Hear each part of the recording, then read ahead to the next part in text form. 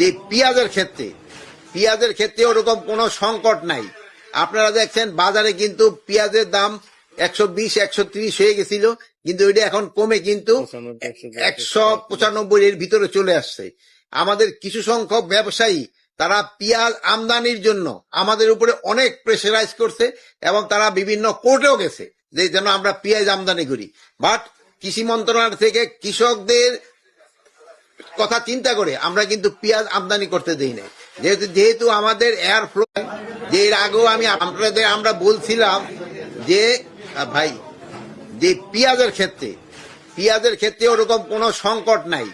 আপনারা দেখছেন বাজারে কিন্তু পেঁয়াজের দাম 120 130 হয়ে গেছিল, কিন্তু এটা এখন কমে কিন্তু 195 এর ভিতরে চলে আসছে।